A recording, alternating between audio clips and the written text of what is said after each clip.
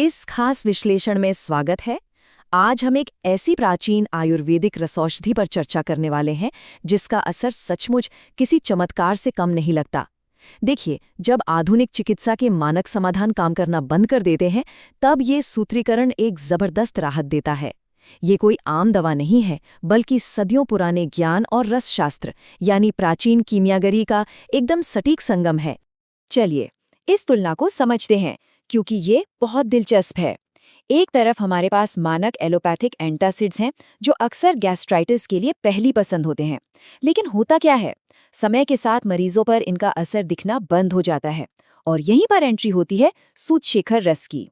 जो बात सच में हैरान करती है, वो ये है कि कैसे ये आयुर्वेदिक औषधि उन गैस्ट्राइटिस मरीजों के लिए सबसे बेहतरीन विकल्प बन जाती है, जिन पर अब कोई भी मानक उपचार असर नहीं कर रहा।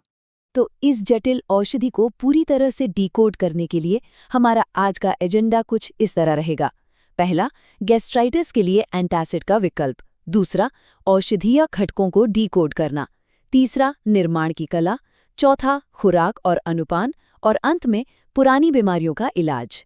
चलिए भाग 1 से शुरू करते हैं, गैस्ट्राइटिस के लिए एंटासिड का विकल्प। अगर हम इसके ऐतिहासिक आधार की बात करें तो शुरुआत होती है योग रत्नाकर के उत्तरार्ध से जुड़े इन खूबसूरत प्राचीन संस्कृत श्लोकों से।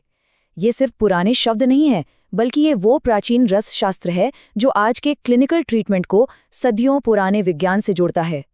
अम्लपित्त चिकित्सा में लिखा गया ये श्लोक इसके मूल तत्वों को बेहद सटीकता से हमारे सामने रखता है।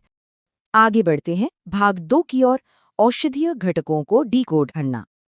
अब इस फॉर्मूले की जो बात वाकई विस्मयकारी है, वो है इसका एकदम अचूक संतुलन। यहाँ 12 सामग्रियां हैं। जरा सोचिए, सोना, तांबा और पारा जैसी भारी धातुओं के साथ साथ वानस्पतिक चूर्णों का एक बेजोड़ मिश्रण। और सबसे खास बात, इन सभी को बिल्कुल समान अनुपात में मिलाया गया है, यानी सबका ठीक एक भाग। प्राचीन फार्माकोलॉजी में रासायनिक सटीकता का ये सचमुच एक उत्कृष्ट उदाहरण है। लेकिन रुकिए, इस सूची में एक शब्द बार बार आ रहा है, शुद्ध। पारे, गंधक और टंकण के साथ इसका दिखना महज इत्तेफाक नहीं है। आयुर्वेद में शुद्ध का मतलब सिर्फ साफ होना नहीं होता। ये एक बहुत ही कठोर विषहरण यानी प्यूरिफिकेशन प्रोसेस की ओर इशारा करता है। कच्चे और संभावित रूप से जहरीले तत्वों को एक सुरक्षित, असरदार दवा में बदलने के लिए ये शोधन प्रक्रिया बिल्कुल अनिवार्य है। इसके बिना काम नहीं चलेगा। तो घटकों को समझने के बाद अब आते हैं भाग 3 पर, निर्माण की कला। चलिए देखते हैं कि ये दवा कदम दर कदम कैसे बनती है। शुरुआत होती है खल्व यंत्र में शुद्ध पारे और गंधक को मिलाने से, जिससे कजली तैयार होती है। ये स्टेप बेहद महत्वपूर्ण है। फिर बाकी बारीक चूर्णों को बड़े ही समान रूप से इसमें मिलाया जाता है। इसके बाद नंबर आता है भृंगराज के रस के साथ इसे घोंटने का, जिसे आयुर्वेद में भावना देना कहते हैं। और अंत में इसे एक एक रत्ती की छोटी छोटी गोलियों का आकार देकर छाया में सुखा लिया जाता है। अब बात करते हैं भाग 4 की, खुराक और अनुपान। तैयार होने के बाद ये दवा दिखती कैसी है? इसका भौतिक स्वरूप काफी विशिष्ट होता है। ये गोलियां भूरे रंग की होती हैं। इनका स्वाद कसैला और कड़वा होता है, जिसे तकनीकी भाषा में कषाय तिक्त कहते हैं। और हाँ, इसकी एक बहुत ही खास गंध होती है जो इसे बाकी औषधियों से बिल्कुल अलग बनाती है। यहाँ सबसे जरूरी बात यह है कि इस दवा का प्रशासन अत्यधिक सटीकता की मांग करता है। इसकी खुराक को कड़ाई से 125 से 250 मिलीग्राम यानी सिर्फ 1 से 2 गोलियों तक रखा जाता है, दिन में 2 या 3 बार। लेकिन इसे कभी अकेले नहीं लिया जाता। यहाँ अनुपान यानी दवा के माध्यम की भूमिका सबसे अहम है। दवा का पूरा असर पाने के लिए इसे हमेशा शहद या घी जैसे अनुपान के साथ ही लेना चाहिए। अब आते हैं हमारे अंतिम और 5वें भाग पर, पुरानी बीमारियों का इलाज। ये औषधि सिर्फ गैस्ट्राइटिस या अम्लपित्त का एंटासिड नहीं है।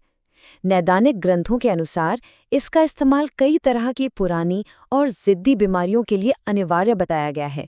श्वास यानी अस्थमा और गंभीर हिचकी से लेकर गृहिणी और अतिसार जैसे जटिल पाचन विकारों तक, ये शरीर की कई प्रणालियों को एक साथ संतुलित करने की असाधारण ताकत रखती है। अब जरा इस खास नंबर 18 पर गौर करते हैं। ये संख्या एक मंडल को दर्शाती है, यानी ठीक 18 दिन।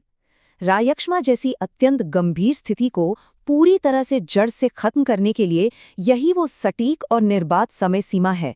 लगातार 1 मंडल तक बिना नागा किए इस औषधि का सेवन बीमारी को पलटने की चाबी है। तो जैसे जैसे ये विश्लेषण अपने निष्कर्ष पर पहुंचता है, ये सोचने वाली बात है कि क्या हमारी सबसे जिद्दी आधुनिक शारीरिक बीमारियों के अंतिम समाधान वास्तव में अतीत के इसी सावधानीपूर्वक की गई कीमियागरी में छिपे हैं। जो ज्ञान हजारों साल पहले लिखा गया था, वो आज भी इतना कारगर है। ये निश्चित रूप से चिकित्सा के इतिहास और भविष्य को देखने का एक एकदम नया नजरिया है। क्या आपको नहीं लगता?